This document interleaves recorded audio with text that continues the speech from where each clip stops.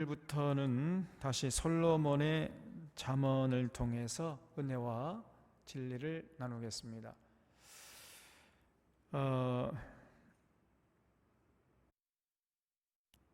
솔로몬의 이 잠언 속에는 솔로몬의 인생에 대한 깊은 성찰이 담겨 있습니다.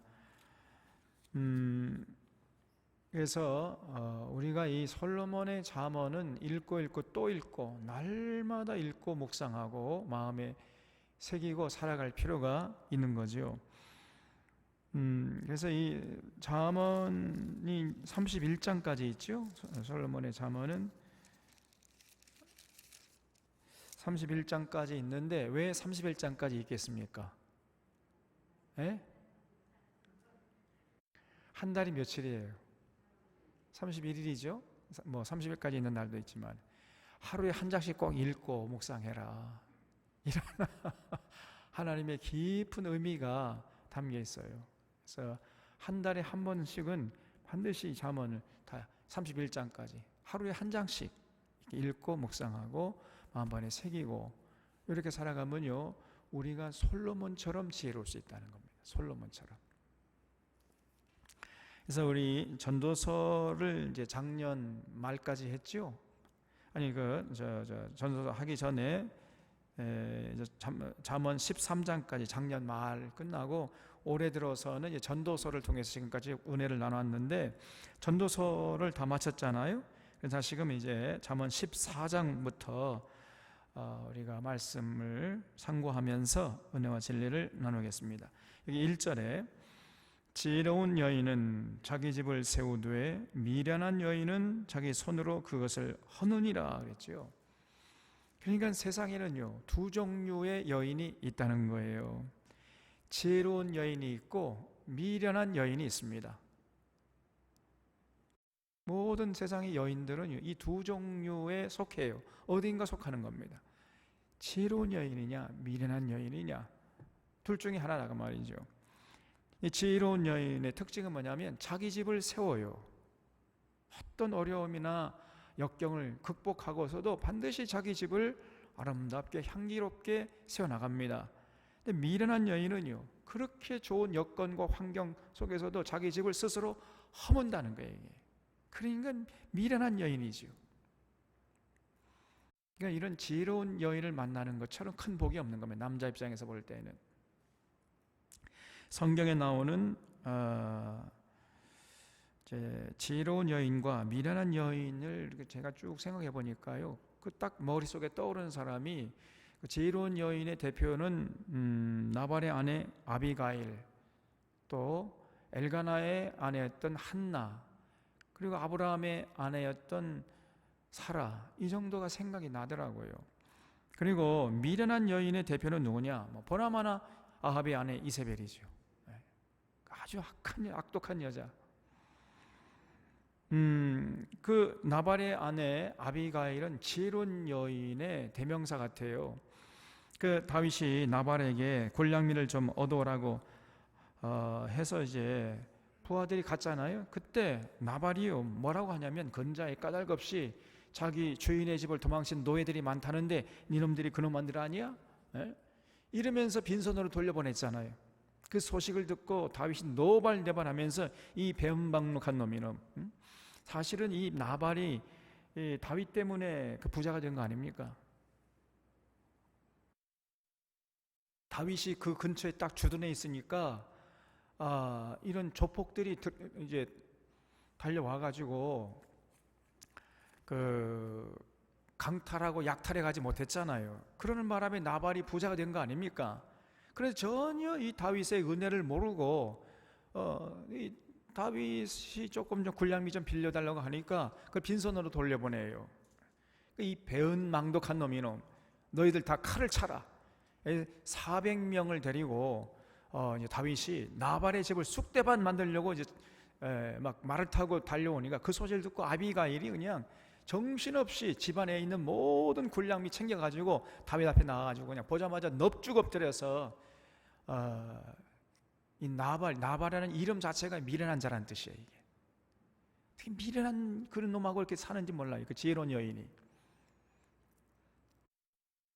그래서 아이고 이 우리 남편 미련한 자니까 그냥 제발 용서해달라 하면서 그 군량미 갖다 바쳤잖아요. 그러는 바람에 다윗의 분노가 풀려가지고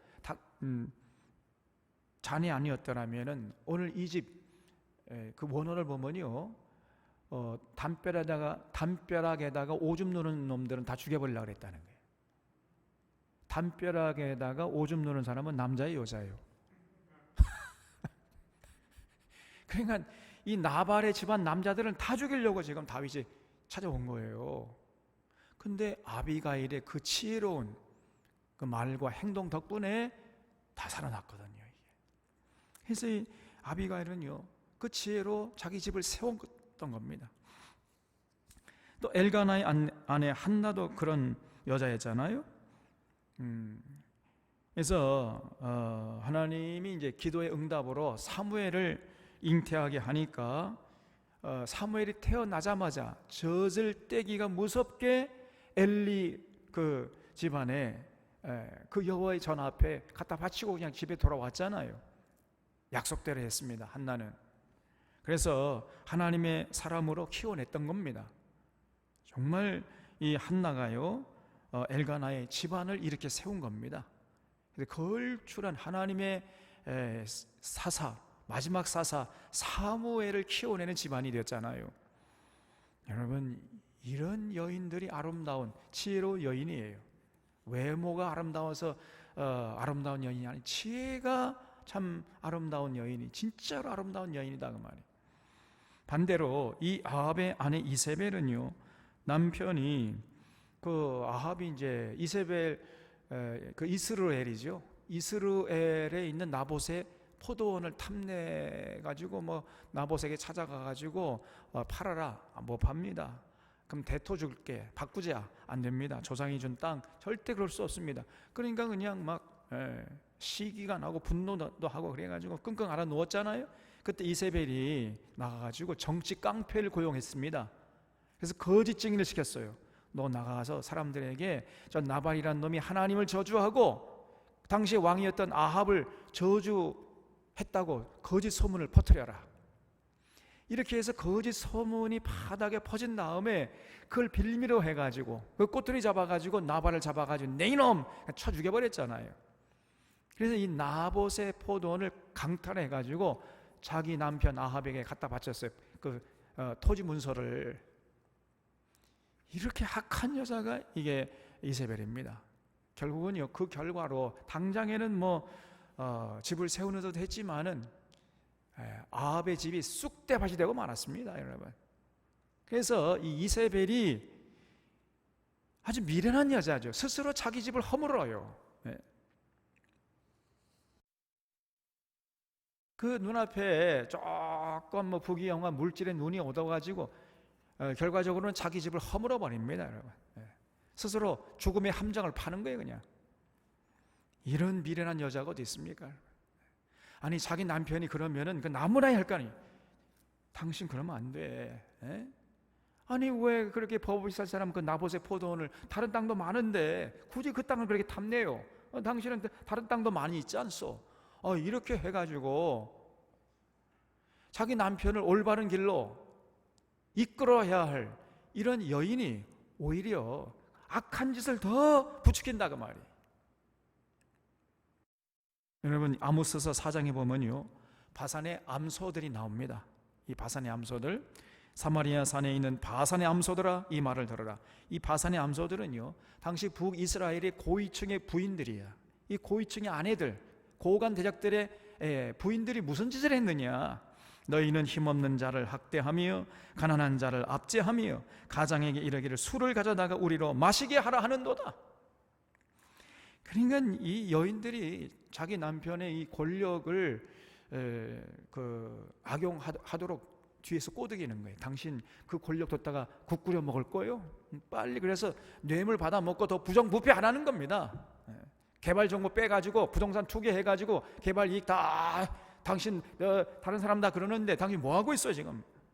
날마다 백인이 성사하는 거예요, 그냥. 그래서 자꾸 남편을 꼬드겨서 뇌물 받아 먹도록 하고, 그리고 더 타락하도록 부추기고, 자기 더 잘 먹고 잘 살게 하더라. 다 자기 온몸에 명품을 두르게 해달라고 이렇게 자꾸. 그리고 대낮부터 술을 가져다가 마시게 하라. 대낮부터 술을 마시고 홍알홍알 되고 있어요, 이것들이. 이런 바산의 암소들이 있어요, 여러분. 이런 바산의 암소들이 많으면은 자기 가정도 허물 뿐 아니라 나라마저 허물어 버립니다, 여러분. 이 무서운 거예요, 이게. 그래서 여러분, 이 여성이 타락하면요, 그 사회, 그 나라는 소망이 없습니다. 여성이 마지막 그 사회, 그 나라의 보루거든요, 보루. 남자는 뭐 어차피 타락한 것이고, 여자마저 좀 순수해가지고 여성의 그 모성애, 그 어머니의 그 모성애 가지고 나라를 좀, 사회를 건강하게, 가정을 건강하게 끌어가야 되는데 오히려 여자가 더 타락을 해버려요. 여자가 남편을 꼬드겨가지고 더 부정부패하고 더 타락하게 만들고, 술을 가져다 우리로 마시게 하라. 이런 것들을 보시고 하나님이요, 분노가 그냥 막 하늘을 찔렀단 말이죠. 하나님이 가만히 계실 리가 없잖아요. 그래서 이런 바산의 암소들이 많으면요, 결국은 가정이 파괴될 뿐 아니라 나라가 망하게 돼 있어요. 나라가. 그래 무서운 거예요, 이게.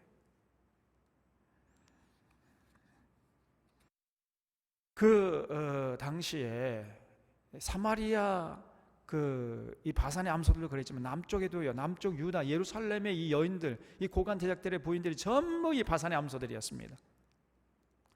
그래서 우리가 이제 새벽 예배 때 요즘에 이사야서 시작했잖아요. 이사야서 3장 16절부터 쭉 보면은요, 당시 남유다의 그 여성들, 그 굉장히 고위층의 여성들이 무슨 짓을 했는가 아주 자세하게 기록하고 있습니다. 여호와께서 말씀하시되 시온의 딸들이 교만하여 느린 목, 왜 목을 이렇게 길게 빼고 다니는, 그러니까 당시는요, 목이 긴 여자가 미인이었거든요. 목을 길게 빼고 다니게, 성적인 매력을 발산한다는 거지. 그 정을 통하는 눈으로 다닙니다, 이게. 그리고 아기작거리어 걸으며 그랬습니다. 아기작거리어 걸으며, 그게 무슨 말이에요? 엉덩이를 흔들며 걷는다는 거예요, 이게. 그 섹시미를 발산한다는 거죠, 소위 말해서. 그냥 걸어도 되는 걸 그냥 자꾸 실룩실룩 하면서 그냥 그 남성들을 유혹하는 거지. 그리고 발로는 쟁쟁한 소리를 낸다 하는도다. 그러므로 주께서 시온의 딸들의 정수리에 딱지가 생기게 하시면, 하나님이 이제 그런 이 바산의 암소들을 심판하시는데 여호와께서 그들의 하체가 드러나게 하시리라. 주께서 그날에 그들의 장식한 발목걸이와, 여성들 보세요, 얼마나 사치하는지 보세요. 아니, 발목에도 고리를 하고 다녀요. 누가 본다고? 참나, 발목에도 고리가 있다니까. 또 머리에 망사와 반달 장식과 귀고리와 팔목고리와 얼굴 가리개와 화관과 발목 사슬과 띠와 향합과 호심부와 반지와 코걸이와 예복과 겉옷과 목도리와 손주머니와 손거울과 세마포 옷과 머리수건과 너울을 취하시리니 그때에 썩은 냄새가 향기를 대신하고, 그냥 막 향수를 그냥 퍼붓는데 이제는요, 그 여인들이 전부 이방 군대에 포로로 잡혀가가지고 그 향수 대신에 썩은 냄새가 진동하게 될 것이다. 악취가 풍기는 그런 몸이 될 것이라는 거예요. 또 노끈이 띠를 대신하고, 이 노끈이 띠를 대신한다는 말은 노끈이 보통 노끈이 아니고 포승줄이에요. 이게 전부 포로로 굴비 엮듯이 엮여가지고 잡혀가게 하겠다는 거예요, 하나님께서. 노끈이 띠를 대신하고 대머리가 숱한 머리털을 대신하고, 기름기가 쫙 흐르던 그 머리털이 전부 깎여가지고 이제 대머리가 되게 하겠다는 거예요. 그리고 굵은 베옷이 화려한 옷을 대신하고 수치스러운 흔적이 아름다움을 대신할 것이며, 너희의 장적은 칼에 너희 용사는 전란에 망할 것이며 그 성문은 슬퍼하며 곡할 것이요 시온은 황폐하여 땅에 앉으리라. 그래서 여기 수치스러운 흔적이 아름다움을 대신할 것이며 그랬는데, 이 수치스러운 흔적이 뭐냐면요, 이게 칼자국이에요. 이 여자는 노예다라는 표식을 하기 위해서 칼자국을 내는 거거든요. 여기다가 얼굴에, 그 고운 얼굴에 칼자국을 내요. 일종의 주홍 글씨죠. 주홍 글씨. 이 여자는 노예로 팔려온 여자다, 이 표시하기 위해서 그 고운 얼굴에 수치스러운 흔적이 아름다움을 대신하게 될 것이다. 여러분, 무서운 얘기. 이 이사야 예언 그대로 됐어요, 여러분. 그래서 이러한 미련한 여자들이 많으면 그 사회는 망하게 되어 있습니다. 이 마산의 암설 같은 것들이. 근데 오늘날 한국 교회 안에 이런 바산의 암소들이 많아요. 미련한 여자들이 많다니까. 이 권사들이나 또 여자 집사들 중에서도 이런 미련한 여자들이 많아요. 참 눈을 뜨고 볼 수가 없습니다. 남편은 밖에 나가서 정직하게 성실하게 땀 흘려서 돈을 벌어오면은 아내가 돈을 펑펑 써대면서 사치하는 거예요. 규모 있게 살림을 사는 것이 아니고 온갖 명품으로 치장하고 온갖 카드를 만들어 가지고 긁어대는 거예요, 그냥. 그러니까 허랑방탕하게 살아가는 이런 여자들이 많아요. 아니, 우리 교회는 제가 보니까 그런 일은 없는 것 같은데, 있으면요 가만 안 두죠, 그게. 근데 이런 여자를 만나서 살아가는 그 남성은요 정말 불행한 것이요. 미련한 여자 만나는 것은 정말 불행한 것입니다, 인생에. 또 어떤 여자는요 말을 함부로 하고 다녀. 말로 다 까먹어요. 자꾸 여기저기 다니면서 험담을 하고 다니는, 남의 말을 하고 다녀요. 남편은 참 착한데 그놈이 입이 방정해. 그냥 입이 방정. 여기 가서 이 말하고 저기 가서 저 말을 하고, 그러면서 자꾸 주변 사람들에게 불화를 일으킨단 말이에요. 자꾸 오해하게 하고, 그래서 공동체를 파괴하고 서로 불신하게 만들고. 그러니 그런 사람을 누가 좋아하겠습니까? 다 싫어하는 거예요. 자기만 몰라. 참으로 어리석은 거지요. 그러니까 자기 손으로 자기 집에 먹칠을 하면서 집을 허물고 있는 것입니다. 반면에 어떤 여인은요 아주 참 지혜롭게 삶을 살아갑니다. 그래서 자기 집을 일으키는 거예요. 남편이 벌이가 시원치 않고 쥐꼬리만한 봉급을 갖다 줘도 그것을 알뜰살뜰하면서 가정을 아주 행복하게 이끌어가는 것입니다. 여러분, 정말 이런 여인이 또 있어요. 절대로 행복은 돈으로 되는 게 아닙니다. 그리고 형편이나 여건 그거 탓하지 마세요. 형편이나 여건 탓하는 그런 사람처럼 또 미련한 여자가 없는 겁니다. 행복은 절대로 돈으로 되는 것도 아니고 외부의 조건으로 좌지우지되는 것도 아닙니다, 여러분. 내 주 예수 모신 곳이 뭐라고 했죠? 그 어디나? 하늘나라. 내 주 예수 모시기만 하면 그 어디나 천국이 되어버린 거예요, 천국이. 여건, 환경 그거 탓하지 마세요. 자기에게 주어진 환경과 여건 속에서 최대한 자기 집을 굳게 세워나가는 이런 역할을 우리가 해야 되는 겁니다. 이런 여인이 진실로 지혜로운 여인이요 복된 여인이에요. 우리 샤론의 여성들은 한결같이 한나 같은, 아비가일 같은, 아브라함의 아내 사레 같은 정말 집을 세워나가는 지혜로운 여성들이 되어주시기를 주님의 이름으로 부탁드립니다. 여러분, 이전에 정직하게 행하는 자는 여호와를 경외하여도 패역하게 행하는 자는 여호와를 경멸하느니라 그랬어요. 여러분, 이것도 정말 이게 지혜가 아닐 수가 없어요. 정직과 여호와 경외는 일맥상통하게 되어 있습니다. 또 반대로 패역과 여호와 경멸, 이것도 일맥상통하는 거예요. 이게 다 연결되어 있는 겁니다. 정직한 자는요 반드시 여호와를 경외하게 돼 있어요. 아니, 조금 더 풀어 말하면 정직하잖아요. 기본적으로 정직한 사람은 여호와를 경외하는 것이 그렇게 어렵지 않아요. 여호와를 소개해 주면 금방 그 여호와를 받아들이고 여호와를 경외하는 자로 점점 성숙해 가는 겁니다. 왜냐하면 이 사람이 기본적으로 정직하기 때문에. 반대로 패역한 자는요, 거의 여호와를 경외하기가 불가능에 가까워요. 아무리 전도하고 아무리 성경 말씀을 정말 지혜롭게 예수님처럼 그렇게 하늘의 진리를 전해줘도 여호와 경외할 줄 몰라요. 왜냐? 기본적으로 그 사람이 패역한 사람이기 때문에 그렇습니다. 그래서 정직과 여호와 경외는 일맥상통하고 패역과 여호와 경멸이 또 일맥상통하는 거예요. 다 연결되어 있는 겁니다. 다윗은요, 여호와를 경외하는 것이 어려웠겠어요? 쉬웠겠어요? 예? 쉬웠죠. 왜입니까? 기본적으로 다윗은 정직한 사람이었어요.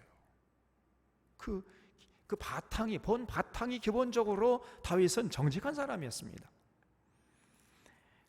그러다 보니까 여호와를 이제 경외 쉽게 할 수 있게 되었고, 그러다 보니까 더욱더 정직한 삶으로 나아가게 되는 거죠. 정직한 사람은 여호와를 경외하기가 쉽고, 여호와를 경외하다 보면 또 더 정직하게 되는 거예요. 그래서 이게 선순환의 구조로 이렇게 나아가는 것입니다. 그래서 여러분, 우리가 무슨 업적을 많이 남겼고 무엇을 하고 있느냐, 이 doing 문제가 아니고요. 정말 중요한 것은, 정말 이 기본은 어디서부터 시작하냐면요, being 문제예요. being. 이 존재 자체가 여러분 착하고 정직하고 선해야 되는 것입니다. 성실하고.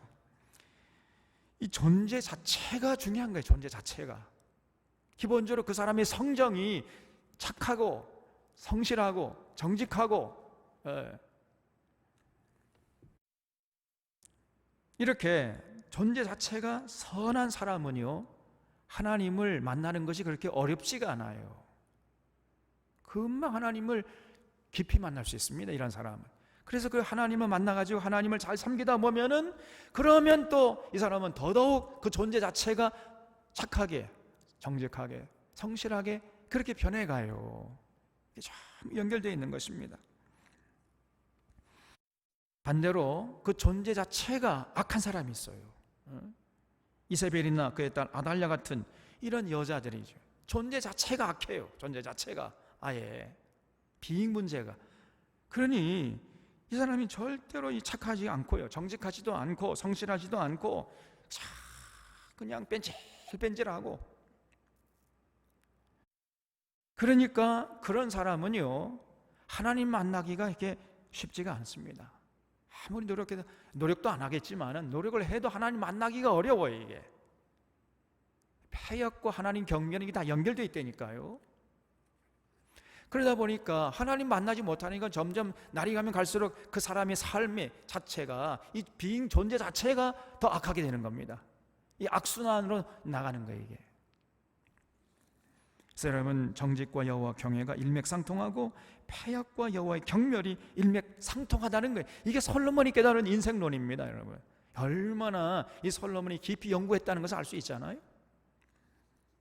그래서 여러분, 우리 이걸 응용해야 돼요. 오늘 우리 시대에 이거 알고 있어 안 되잖아요. 어떻게 응용하는가? 결혼을 앞둔 그 총각 처녀들에게 굉장히 중요한 얘기입니다. 요즘에 뭐 신랑감, 신부감 찾기 어렵잖아요. 예수 믿는 사람이라 할지라도 요즘에는요, 교회 다닌다고 해도 이게 믿지 못합니다, 요즘에. 차라리 기본적으로 성정이 착한 사람을 찾아요. 기본적으로 그 존재 자체가 착하고 순수하고 정직하고 성실한 이런 사람을 눈여겨봤다가 그 사람은 너 일로 와 딱 찍어. 그래가지고 전도하는 거예요. 다시 말해 창세기부터 요한계시록까지 성경 전체를 다 전해가지고 성경 전체를 통해서 계시하시는 하나님, 여호와 하나님이 인격적으로 만나게 해요. 그러면요, 그 존재 자체가 착한 사람이잖아요. 성실하고 정직하고 착하고 순수하고 선한 사람은요, 예수 잘 믿습니다. 하나님을 잘 받아요. 여호와를 잘 경외하게 된단 말이에요. 그러면 그런 사람을 이제 세례받게 하고 완전히 그러니까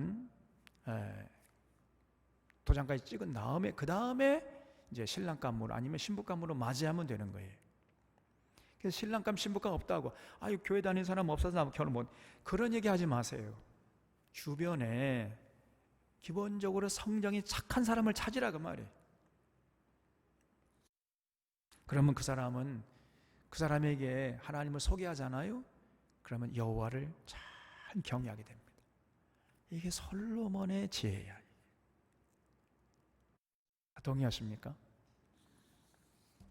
바나바가 그 대표적인 사람 아니었어요? 바나바 사도행전 1장 24절 보면은요, 바나바는 착한 사람이요 성령과 믿음이 충만한 사람이라 그랬어요.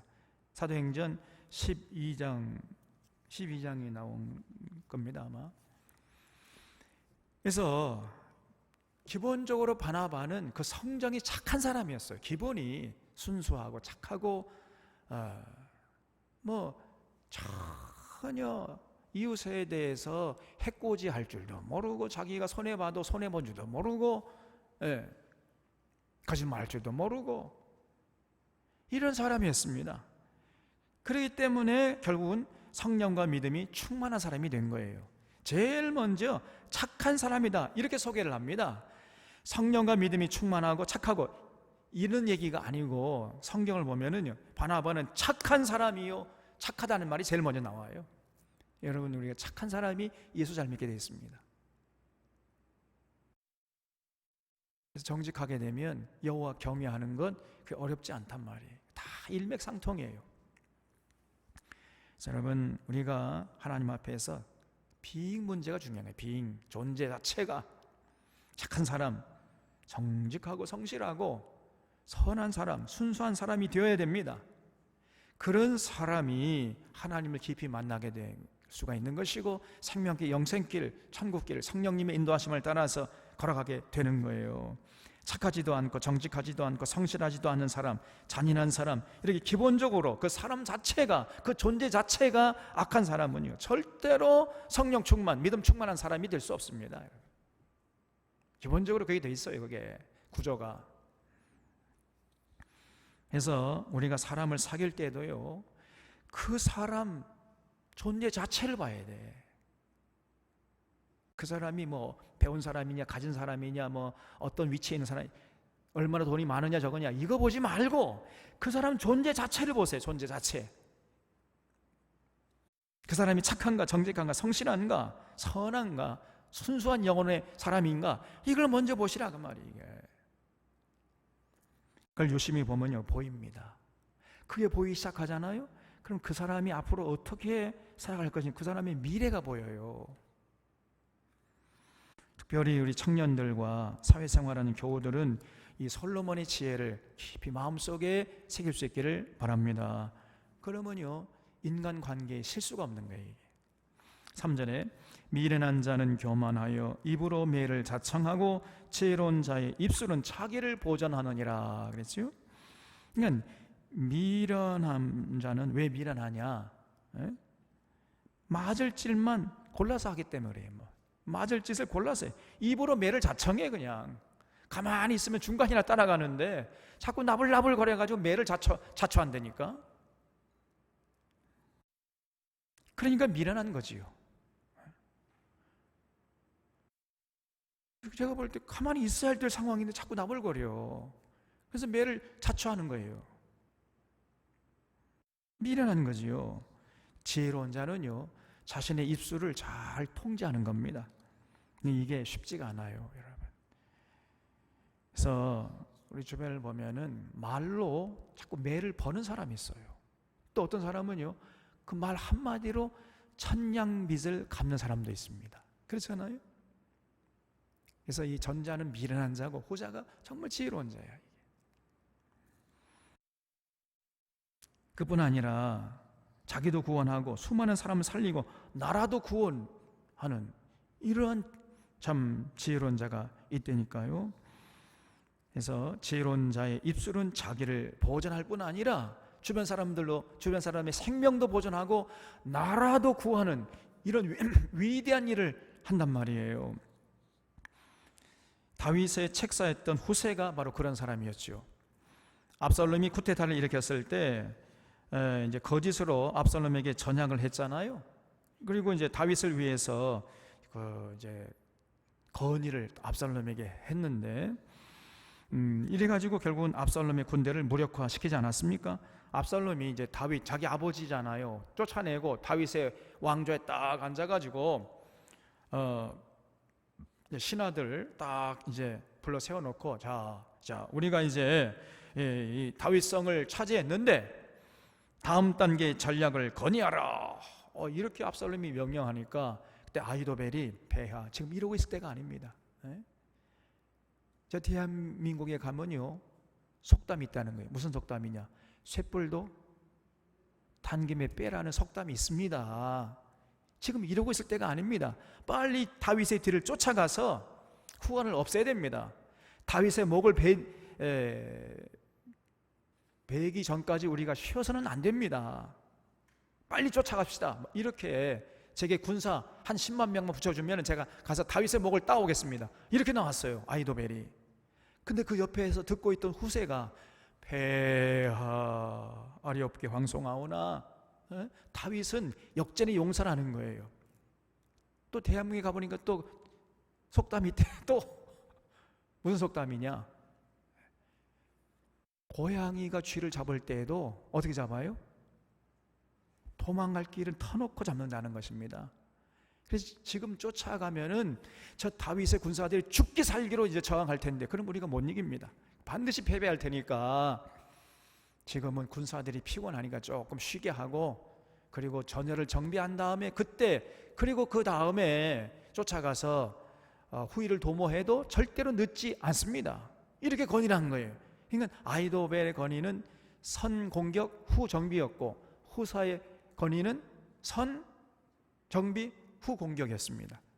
근데 이 압살롬이 가만히 이 두 건의를 듣더니 어느 쪽을 선택했냐면은 후세 쪽의 건의를 선택한 거예요. 만약에 그때 이 압살롬이 아히도벨의 건의를 채택했더라면요 다윗은 죽은 목숨이었습니다. 이것도 하나님의 은혜였죠. 그래서 결국은요 이제 후세의 건의를 채택하는 바람에 다윗이 시간을 벌 수 있었잖아요. 결국은 압살롬의 쿠데타를 진압할 수 있는 계기가 되었던 겁니다. 그래서 이 후세가 그 세치혀로 나라를 구한 인물이 되지 않았습니까, 여러분? 우리가 사무엘 하서에서 봤잖아요. 그래서 여러분, 미련한 자는 입으로 매를 차청하고 지혜로운 자는 그 입술로 자기를 보존할 뿐 아니라 나라마저도 구원한다니까요. 왜냐? 이게 왜 이런 차이가 나느냐? 다른 게 아닙니다. 미련하냐 지혜로우냐 이 차이에서 나오는 거예요. 우리 사랑하는 사론의 교우들은 모두가 지혜로운 자가 되어주시기를 주님의 이름으로 부탁드립니다. 여러분, 그러려면 우리가 하나님 말씀을 깊이 묵상하고 연구해야 돼. 창세기 요한계시록까지 통전적인 안목이 있어야 되는 겁니다. 4절에 소가 없으면 구유는 깨끗하려니와 소의 힘으로 얻는 것이 많으니라 그랬어요. 여러분 이것도요, 이 4절 말씀, 그 4절에다 줄 치고 별표 10개 그냥 해주세요. 그냥 너무너무 소중한 얘기가 말씀이 지혜가 아닐 수가 없어요. 소가 없으면 구유는 깨끗하지요. 당연하지요. 여러분 소를 안 키우면은요 우리가 육신적으로 편하지요. 할 일이 없잖아요. 소가 없으니까 뭐 할 일이 없죠.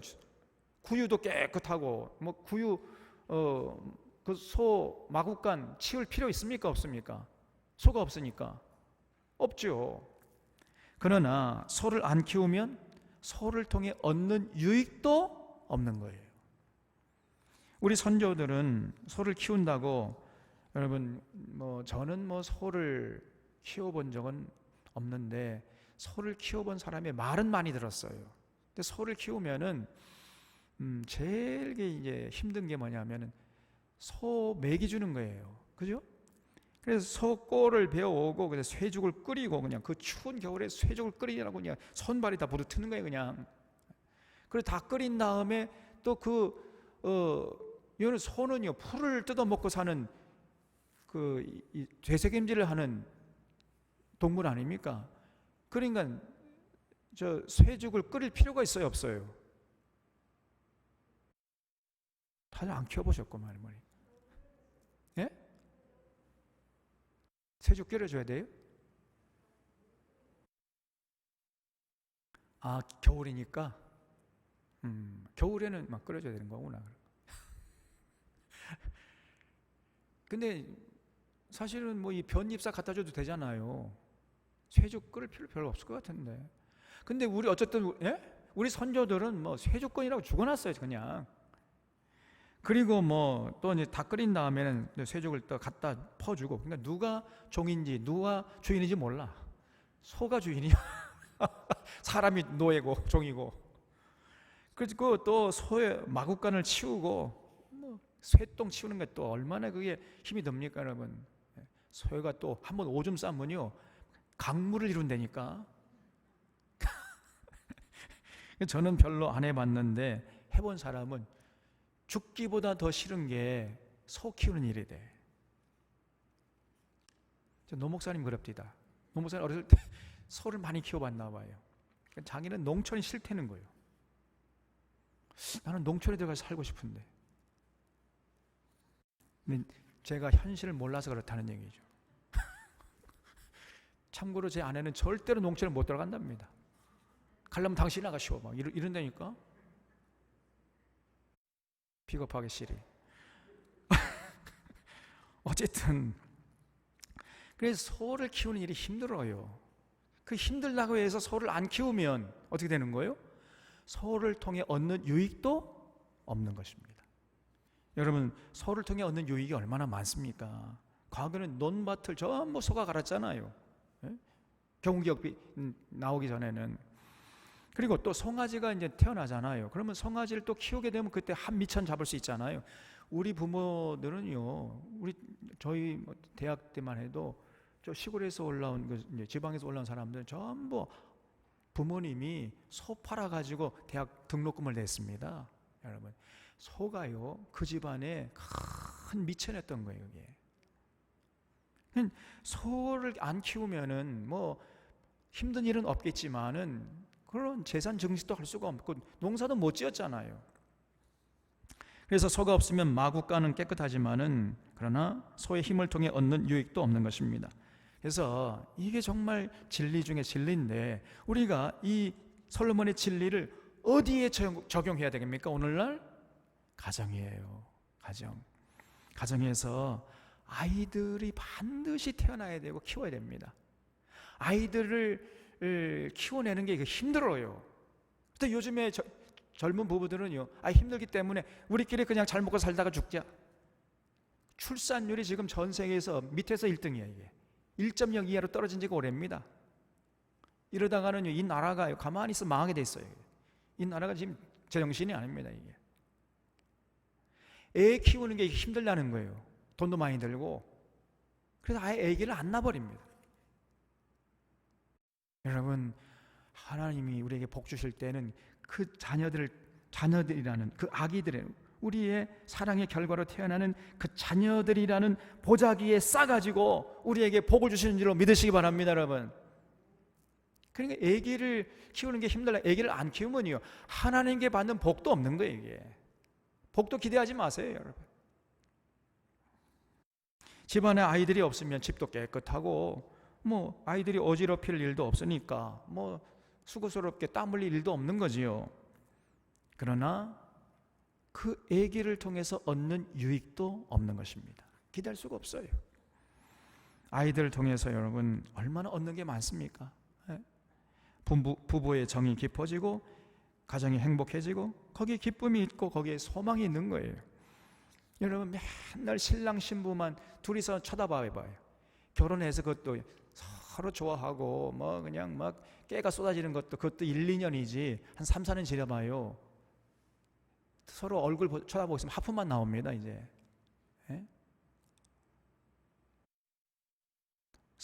닭 보듯이, 닭 소 보듯이 했다는 거예요. 인간 자체가 그렇게 돼 있어요. 계속해서 막 전기가 찌릿찌릿 통하고 그렇게 되면 어떻게 되는 거예요? 세월이 흘렀는데도 그렇게 안 됩니다. 절대로. 어느 정도 세월이 흐르면은 이제 서로 봐도 그냥 긴가민가 하고 닭 보듯이, 닭 소 보듯이 이렇게 되게 돼 있어요. 그게 그 인간의 본성이에요. 이걸 거슬 수가 없습니다, 여러분. 그래가지고 3, 4년 지났는데도 뭐 아기가 없어 봐요. 서로 밍숭밍숭하게 되고 뭐 가정이 뭐 이상해지는 거예요. 그러니까 반드시 3, 4년 안에 아기가 태어나야 돼. 반드시. 그래서 아기가 태어나가지고 한밤중에 젖 달라고 응애응애 하면 일어나가지고 피곤해 죽겠는데 저놈의 새끼 그냥 젖을 줘야 되지요? 힘들지요. 또 그냥 뭐 똥 쌌다고 응애응애 하면서 기저귀 갈아줘야 되고 막 그러다가 아장아장 걸어 다니면 온갖 물건들을 집어 던지고 그러면 정신이 하나도 없어요. 여러분, 그것이 행복인 줄로 믿으시기 바랍니다. 그때가 좋은 때야. 그때가 바로 인생의 최고의 시기를 지나고 있다는 사실을 우리 사론의 교우들은 잊지 마시기를 바랍니다. 그러다가 이제 둘째 애가 태어나고 셋째 애가 태어나고 집안에 아이들이 바글바글하고 시끌뻑적하고 뭐 힘이 들기는 하지만은 여러분, 그것이 바로 행복이에요. 더 이상의 행복 없습니다. 아이들이 벗어내는 거 그냥 수건 빨래 막 하면 그냥 벌써 하루만 지나도 빨래가 산더미에 쌓여요. 그 빨래 해야 되는데 정신 없어. 여러분, 그래도 그것이 행복입니다. 최고의 인생의 시간을 보내고 있다는 것을 잊지 말아야 돼요. 지금 제가 생각해도요, 저도 그 시절이 눈물 나도록 그리워지는 겁니다. 그 시절이 그렇게 그리운 거예요. 형제 자매들이 어렸을 때 다 이렇게 서로 그냥 아무런 인생의 어떤 고통도 없이 해맑게 웃고 떠들고 막 가정에서 깔깔거리고 웃으면서 아무것도 아닌 거 가지고 그렇게 막 웃으면서 지내던 그 시절이 그렇게 그리운 거예요. 그게. 그렇지 않습니까, 여러분? 그때처럼 더 행복한 시간이 어디 있습니까? 가정에는요, 반드시 자녀들이 태어나는 거예요. 자녀들이 있어야 돼. 여러분, 삭개오 보세요. 삭개오는 세례장의 부자였잖아요. 그런 출세와 돈을 위해서라면 모든 것을 다 희생한 사람입니다. 그러니까 사람들이 아이고 저 수전는 민족 반역자 손가지를 해대도 전혀 상관하지 않았어요. 내가 뭐 출세하거나 돈만 많이 벌면 난 장땡이야, 이렇게 생각했거든요. 그래서 그는 궁궐을 크게 짓고 담을 높이 세우고 그 속에 쏙 들어가가지고 혼자 살았습니다. 아이들의 웃음소리 절대 들을 수가 없었어요. 그의 집안은 언제나 적막강산이었습니다. 아무리 산의 진미를 차려놔도 개미 새끼 한 마리 찾아오지 않았잖아요. 그러다 보니까 야, 이게 아니구나, 인생은 이렇게 사는 게 아니구나. 가정에는 사람들이 왕래해야 돼. 사람들이 들락거려야 돼. 주변 사람들 찾아오고 뭐 해가지고 자꾸 나눠 먹기도 하고 이웃 사촌이 있어야 되는 거예요, 이게. 그리고 아이들이 태어나가지고 아이들이 웃음소리, 해맑은 웃음소리가 끊이지 않는, 비록 또 좀 싸우고 그러더라도 그 아이들의 소리가 들려야 돼. 그런데 전혀 삭개오의 집안은 그런 소리를 들을 수가 없으니까요, 자기가 불행한 거예요. 내가 진짜 잘못 살았구나. 그러다가 예수님 만난 거 아닙니까? 예수님 만나자마자 첫 일성이 뭐예요? 예수님, 제 재산 절반을 뚝 떼가지고 가난한 자에게 나눠주고 네게 토색한 것이 있으면 4배를 제가 갚겠나이다. 이런 말이죠. 더 이상 출세와 돈을 위해서 살지 않겠습니다, 이런 고백이었거든요. 그런 모습을 보면서 예수님이 이 집에도 오늘 구원이 이르렀다, 이렇게 선포하셨습니다. 여러분, 집안에서 혼자 잘 먹고 잘 살고 인생은 그렇게 사는 게 아니란 말이에요. 반드시 가정에는 사람들이 드나들어야 되는 것이고 아이들의 해맑은 웃음소리가 넘쳐나야 되는 거예요. 그런 가정이 복된 가정이에요. 그래서 반드시 가정에는 아이들이 있어야 됩니다. 여러 가지 힘들고 굳은 일이 있다 할지라도 아이들을 통해서 하늘의 복이 그 가정에 임하는 것이에요. 그래서 이걸 꼭 잊지 마시고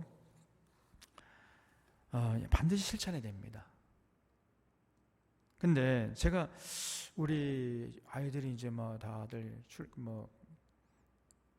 출가하고 그러고 보니까 지금 젊은이들 30대 초반이나 뭐 30대 사람들이 가정을 꾸밀 수가 없게 돼 있어요. 구조적으로 이 사회가.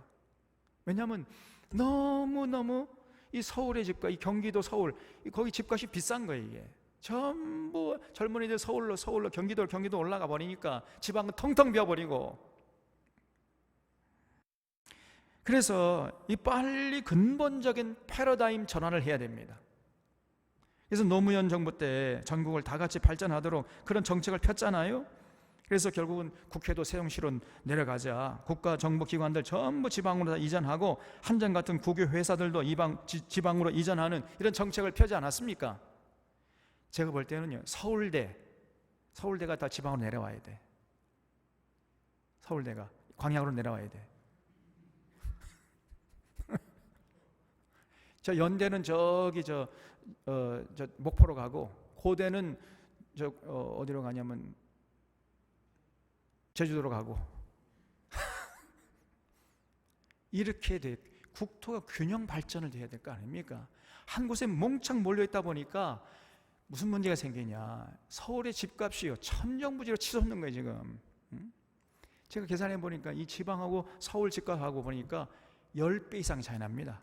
저 강남의 노른자의 땅엔 한 20배, 30배 차이가 나요. 이거는 있을 수가 없는 겁니다. 그러니 젊은이들이 뭐 회사 생활 해가지고 도저히 집을 살래야 살 수가 없는 거예요, 정상적으로. 그러니까 결혼할 수도 없고, 또 결혼해도 애기 낳을 수가 없는 거예요. 이게 사회 구조가 그렇게 되어 있습니다 지금. 이런 패러다임 전환을 빨리 하지 않으면 안 됩니다. 그래서 그 노무현 정부 시절에 그 정책이 옳았는데, 이명박 정부가 들어서자마자 노무현 정책들을 전부 다 폐기시켜 버렸어요. 이명박이가. 그래서 이 이명박이가 저지른 이 해악이라는 것은, 이거는요 천추의 한을 남기는 거예요. 이 나라에 절대로 그 이명박의 죄악은 여러분 씻을 수가 없는 것입니다.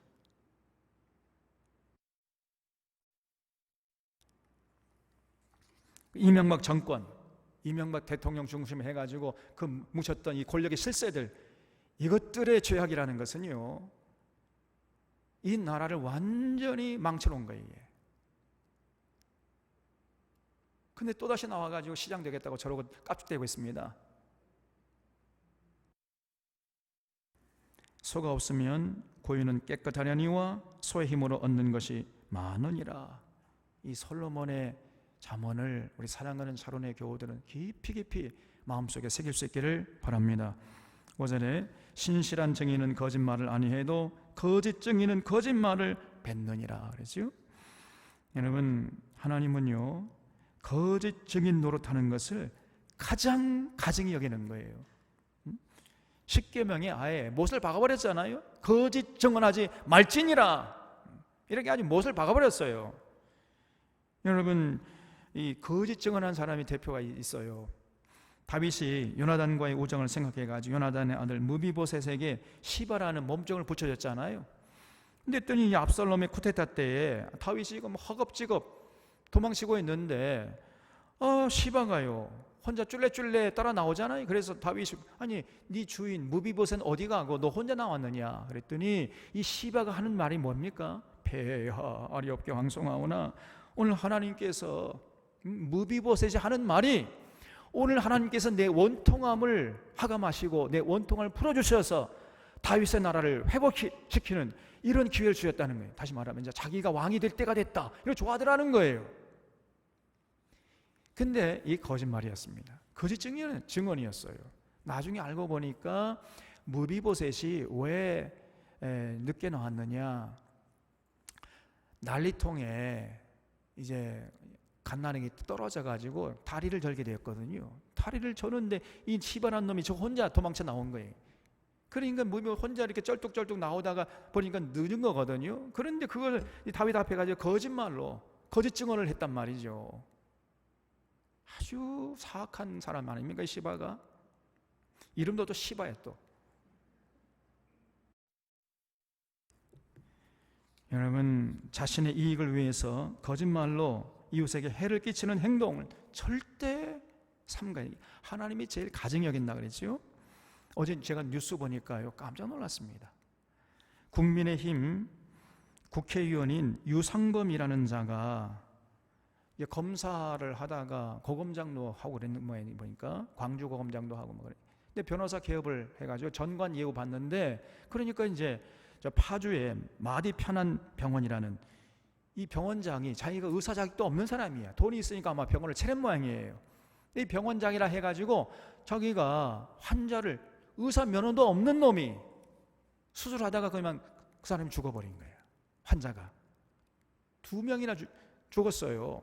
그러니까 문제가 될 거 아닙니까? 그러니까 이제 그 유상범이라는 그 당시에 이제 전관 예우가 살아있는 그 변호사를 찾아간 거예요. 이거 어떻게 하면 좋겠습니까? 그랬더니 온 거짓말을 시켰네. 이렇게 하면 된다. 그 수임료를 엄청나게 이제 받았겠지요.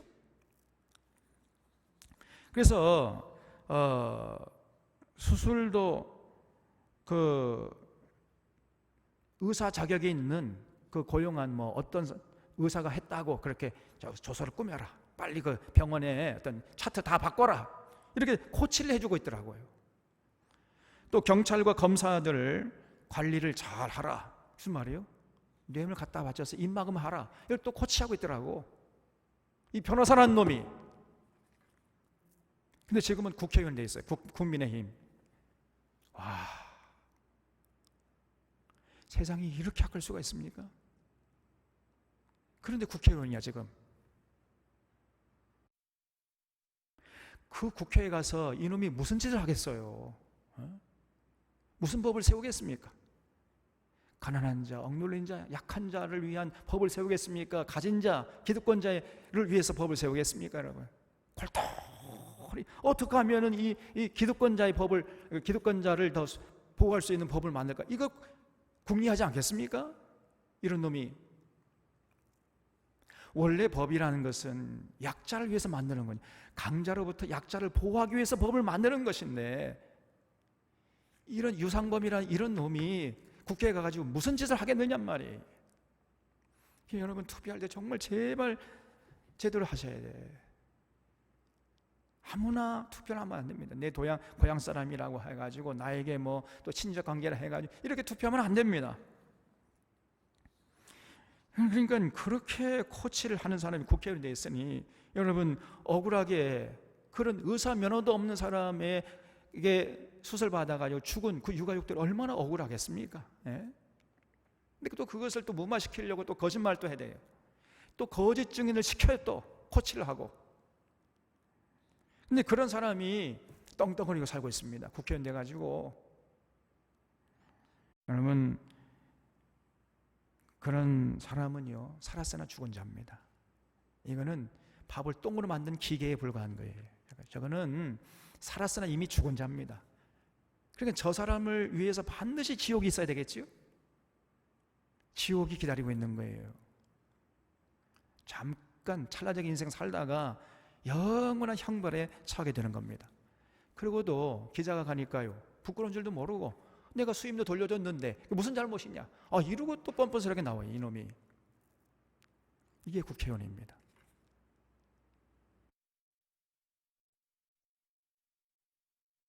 여러분, 절대로 거짓 증인 그런 노릇 하지도 말고 시키지도 마시기를 바랍니다. 6절에 거만한 자는 지혜를 구하여도 얻지 못하거니와 명철한 자는 지식 얻기가 쉬우니라 그랬어요. 거만한 자가 누구냐? 왜 지혜를 구해도 얻지 못하겠습니까? 거만하기 때문에. 누가 거만한 자냐? 배우려고 하지 않는 자가 거만한 자예요. 특히 성경의 진리에 대해서 전혀 관심도 없고 열정도 없고 배우고자 하는 의지도 없는 이런 사람은 교만하게 되어 있습니다.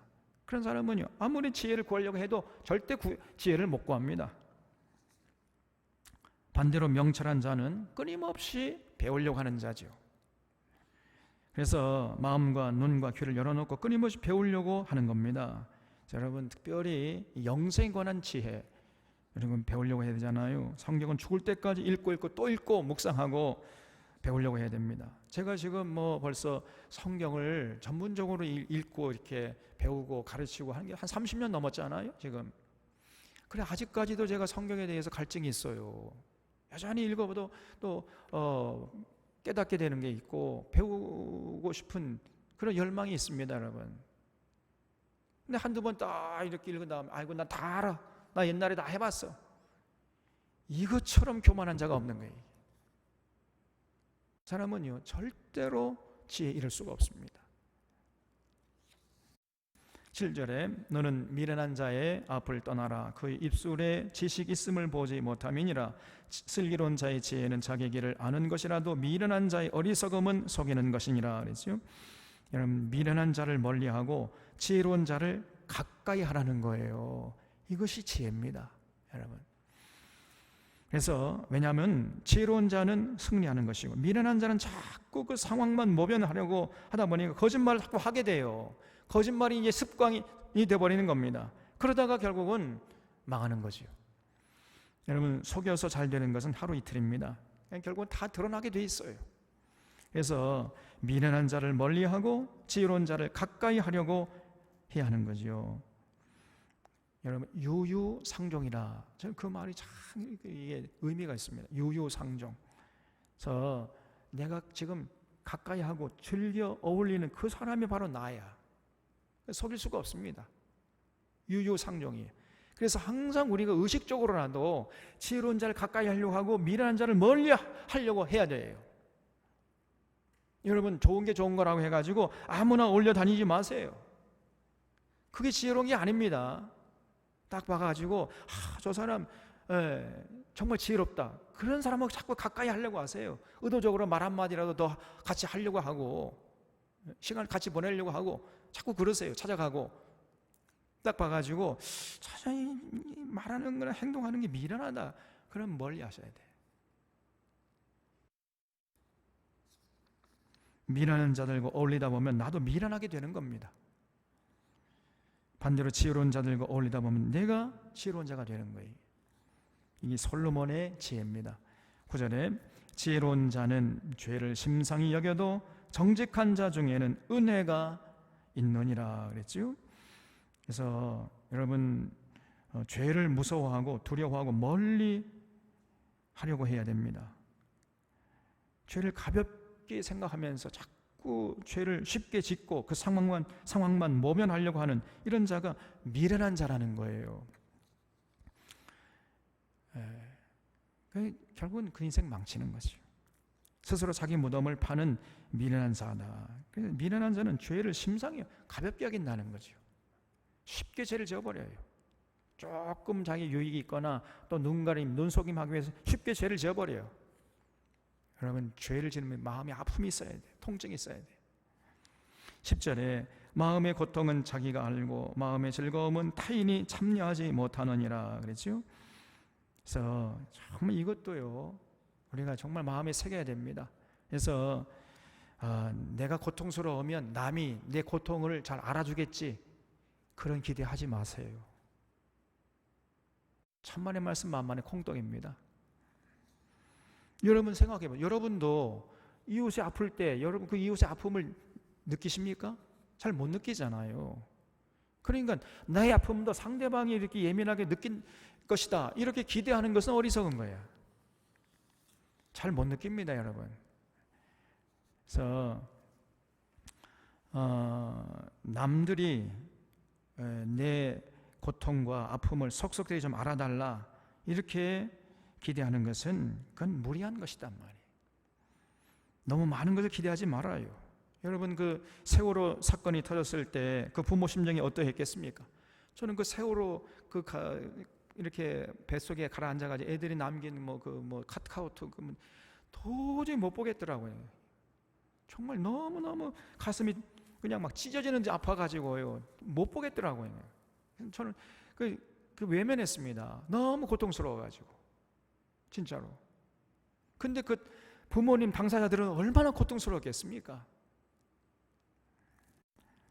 근데 세월이 흐르니까요, 그럼 세월호 부모님들 고통 전혀 못 느껴요 이제 우리가. 그렇잖아요. 그 지난번에 제가 말씀드렸잖아요. 그 세월호 노란 리본하고 그 하메노에 갔더니 그 하메노에 주최하는 그 교회에서 왜 이따위 그 노란 리본 달고 다니느냐, 빨리 떼라 막 이러더라고. 이 권사들이 눈을 부라리고 목사한테. 제가 생각해요. 저것이 권사냐, 저게 바알 선지, 저게 바산의 암소 같은 것들이다 이거예요. 아니 지가 안 달려면 가만히 있기나 하면 될 것이지. 우리 보고 저 정장님하고 저희 같이 갔는데 노란 입을 왜 달고 다니는 애? 당신 종국 작파 빨갱이요? 막 그러더라니까. 이게 오늘 한국교회입니다.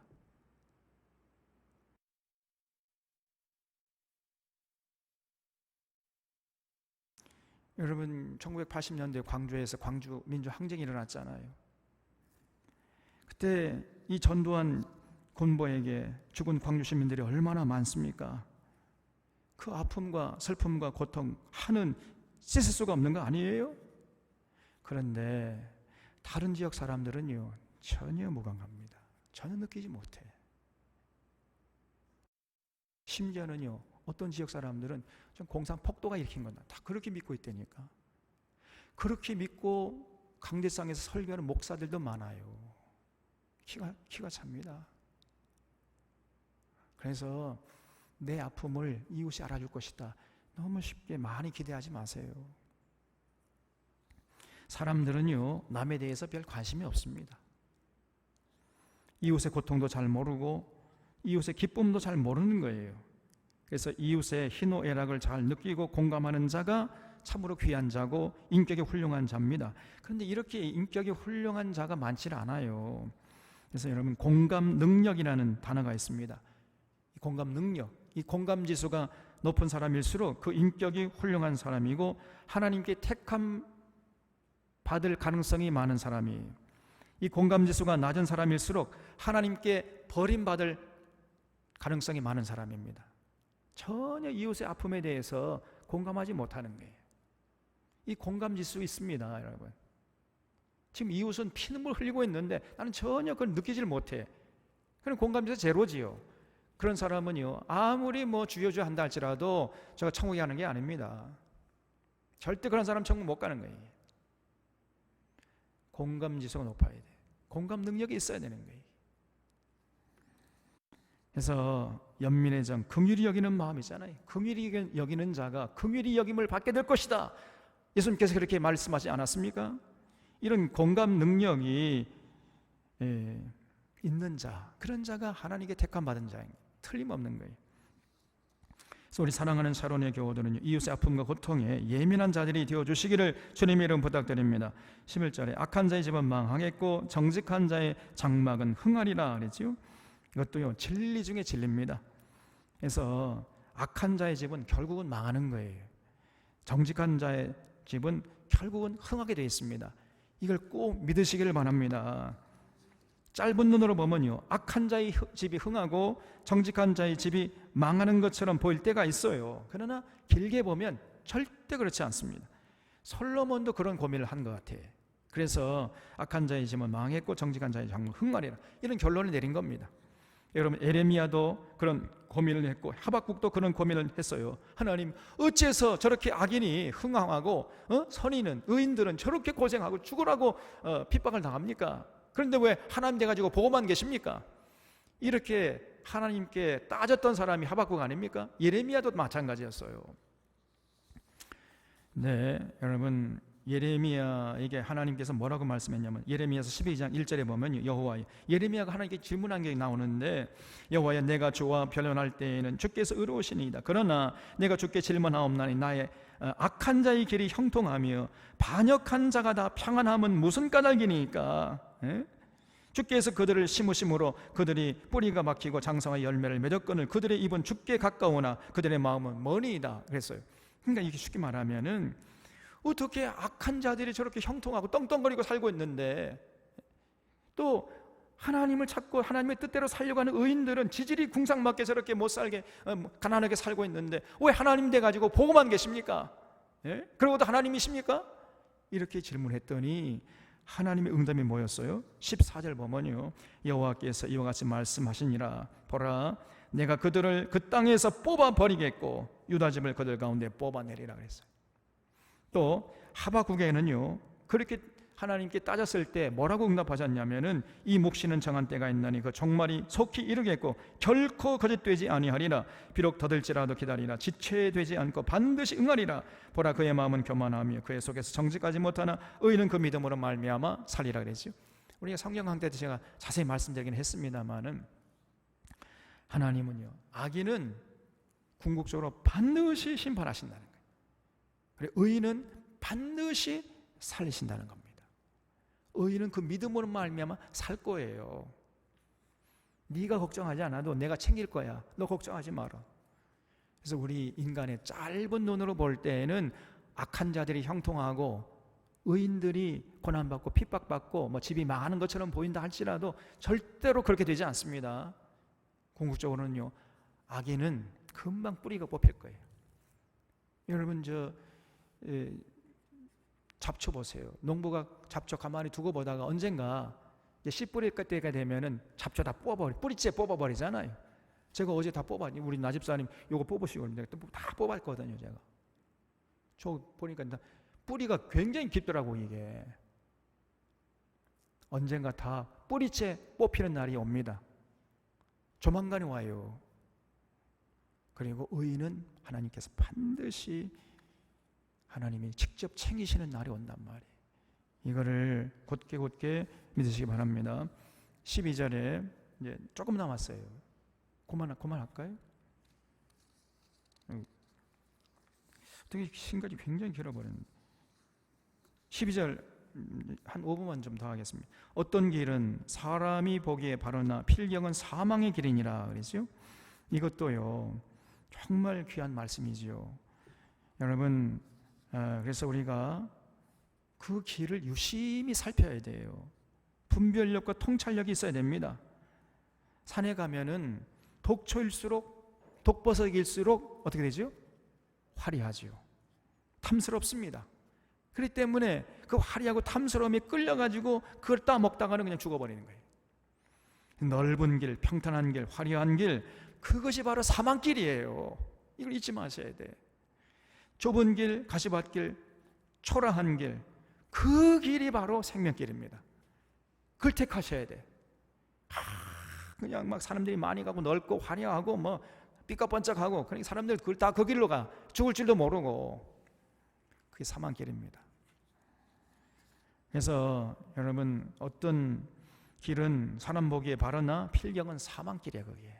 이걸 잊지 마셔야 돼. 13절에 웃을 때에도 마음에 슬픔이 있고 즐거움의 끝에도 근심이 있느니라 그랬지요. 세상에서는요 완전한 기쁨, 완전한 슬픔 없는 겁니다. 그래서 슬픔이 있으면 슬픔이 있는 곳에도 기쁨이 있을 수가 있고요, 기쁨이 있는 곳에도 슬픔이 함께 공존하는 거예요. 완전한 기쁨만 있고 완전한 슬픔만 있고 이런 거 없습니다. 오히려 양지일수록 그늘이 깊다는 것을 잊지 마셔야 돼요. 그래서 어느 정도 행복하면 만족할 줄 알아야 하는 것이고, 대단한 행복 누리는, 우리보다 뭐 굉장한 행복 누리는 그런 거 없습니다. 여러분, 인생은 다 똑같은 거예요. 그래서 너무 나는 슬픔만 있다 이렇게 생각하는 사람 너무 기죽을 필요 없고요, 낙심하거나 절망할 필요가 없는 것입니다. 14절에 마음이 굽은 자는 자기 행위로 보응이 가득하겠고 선한 사람도 자기의 행위로 그러하리라 그랬죠. 그래서 여러분, 마음 씀씀이가 자기의 삶을 억어해 가는 거다 그 말이에요. 이걸 잊지 마셔야 돼. 마음이 굽은 자, 그 마음이요 밴댕이 속처럼 이 좁은 사람이 있어요. 속에 꽁하게 들어있어 가지고 잘 오해하고 곡해하고 삐치고 이렇게 마음이 굽은 자가 있다니까요. 그러면 그 자기 행위로 보응이 가득하겠나. 이게 무서운 얘기입니다.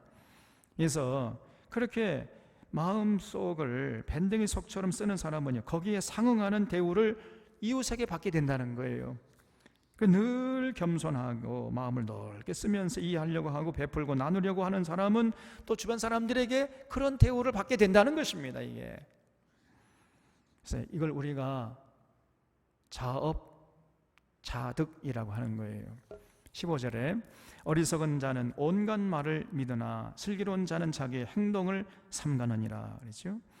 그래서 함부로 여러분 분별 없이 믿는 것도 이것도 곤란합니다. 아무것도 믿지 못하는 것도 큰일이지만 분별 없이 믿는 것도 곤란해요. 이단 사이비에 빠진 사람들이 바로 그런 사람들이죠. 그래서 저는 이해할 수가 없습니다.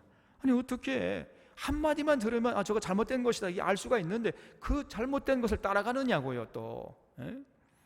그리고 또 그걸 또 믿고 또 다른 사람들이 믿으라고 또 전도하러 다닌다니까 어이가 없습니다 여러분. 그래서 절대로 덮어놓고 믿지 말고 펼쳐놓고 믿으라 그랬잖아요 제가. 확실한 것은 확실하게 믿으려는 자세를 가지고 있어야 돼요. 그래서 확실하게 믿기 위해서는 먼저 꼼꼼하게 따져보고 검증하고 고민하고 또 상의하고 이렇게 해야 됩니다. 믿을 만한 사람들이 가가지고 제가 이걸 믿고 싶은데 정말 이게 맞습니까? 여러분 따져봐야 돼. 영생이 걸린 신앙의 문제는 함부로 경거망동하면 안 됩니다. 함부로 믿고 따라가면 안 되는 거예요. 16절에 지혜로운 자는 두려워하여 악을 떠나나 어리석은 자는 방자하여 스스로 믿느니라 그랬죠. 17절에 노하기를 속히 하는 자는 어리석은 일을 행하고 악한 계교를 꾀하는 자는 미움을 받느니라 그랬죠. 여러분 노하기를 속히 하는 자는 어리석은 자야. 이게 그냥 성격이 급하고 분노를 쉽게 터뜨려요. 얼굴에 그냥 조금만 저 해도 싫어도 막 얼굴에 분노하는 그 감정이 가득 차. 이 자기를 통제하지 못하는 거지요. 그건 어리석은 자인 것입니다 여러분. 그런 자는 스스로 자기를 무너뜨리는 자고 자기 집을 허무는 미련한 자입니다. 그래서 여러분 자기 자신을 잘 감정을 컨트롤할 수 있어야 됩니다. 나이가 20대, 30대가 지나고 이제 40대, 50대, 60대가 됐으면 자기 감정을 통제할 줄 알아야지. 조금 뭐 싫다 해가지고 막 얼굴에 그냥 분노가 가득하게 이러면 되겠습니까 그게? 그래서 성령의 열매 중에 뭐가 있죠? 인내, 오래 참음과 셀프 컨트롤, 절제가 있는 거예요. 절제, long suffering, 오래 참고 그리고 스스로 자기를 통제할 줄 아는 이런 자가 믿음의 사람이라는 겁니다. 이걸 잊지 마셔야 돼요. 그래서 우리 사랑하는 샤론의 교우들은 오늘 이 솔로몬의 이 잠언을 깊이 묵상하면서 말씀을 앞세워서 승리할 수 있기를 바랍니다. 기도하겠습니다.